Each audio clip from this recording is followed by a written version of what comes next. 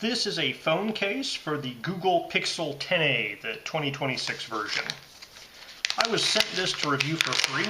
If you wanted to purchase it, it would cost you about $18. They haven't paid me for my review, and my opinions remain my own. So this is a flexible case. The back feels like a harder piece of plastic, and the sides have a lot more flexible feel.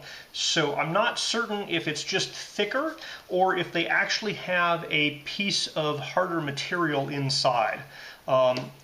This here, the camera cutout, they have an indentation there, so it looks like there's going to be a little protection for your cameras. The switches have cutouts around the edges so that they should move pretty easily and activate the buttons. And there's cutouts for the speakers and the USB port there. So it says TUDIA, T-U-D-I-A. There's kind of a waffle-ish pattern on the back here. Couple of little grip spots on the sides, but for the most part the sides and the top are smooth. Little hole cut out there, I think that's for a microphone, and then the camera cutouts. So this is a Google Pixel phone. This is the 10A phone. Now it has holes at the appropriate points here. It doesn't have like lenses that pop out of this. So let me slide this guy in. I'm going to put it in with the buttons first.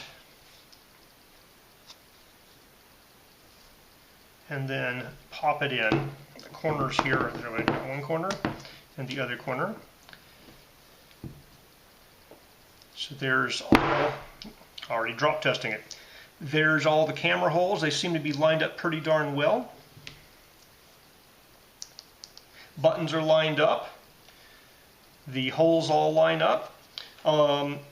It's not sliding around at all. It's holding on pretty well. You know, the difficulty I had sliding it in means it's gripped inside the case with no problems there. So it has a very slight lip, so if it falls perfectly flat, the rubber is going to hit before the glass hits.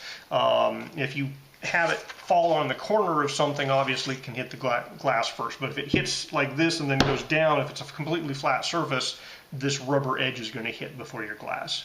So it fits perfectly. The rubber feels pretty good as a protective case. It's not too slippery. The top up here is a little bit slippery, but you have on the bottom here, these sides, there's a lot of grip there, and then on the back it's pretty grippy as well. So I don't feel like it's going to fall out of your hands. It's certainly better than the stock phone without the case.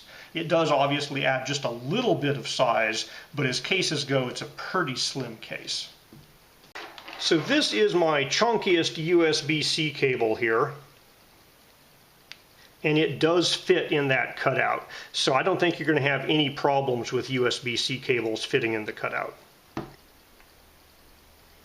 right, wireless charging works just fine through the case.